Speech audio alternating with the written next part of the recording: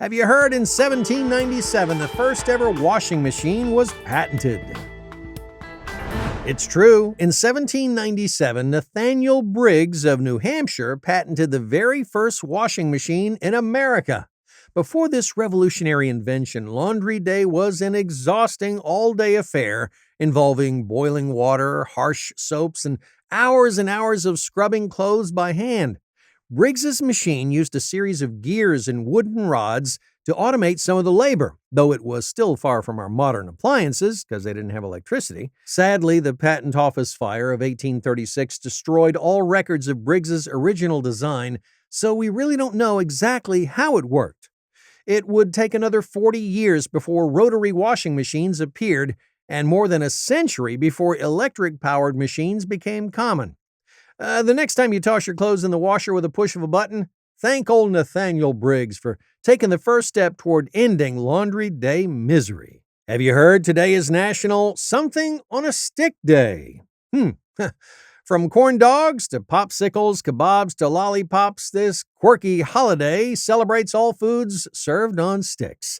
This serving method dates back to prehistoric times when our ancestors roasted meat over fire using wooden spears. I don't know why you got to say it like that. The Minnesota State Fair, nicknamed the Great Minnesota Get-Together, holds the record for the most foods on a stick with over 80 different offerings, including deep-fried butter, chocolate-covered bacon, and even alligator on a stick. I'm not sure I'd want to try any of those. The genius of stick-based food lies in its portability and minimal cleanup, perfect for on-the-go eating. So whether you prefer savory or sweet, grab something skewered today and celebrate this puncturing holiday. Have you heard that on this day in 1930, Constantinople officially became Istanbul? The city that spans 2 continents had been called Constantinople for over 1,600 years since Emperor Constantine made it the capital of the Roman Empire in 330 AD. After the Ottoman Empire fell and the Republic of Turkey was established, the government formalized the name change that locals had already been using for centuries. The Turkish post office stopped delivering mail addressed to Constantinople, forcing the rest of the world to adopt the new name.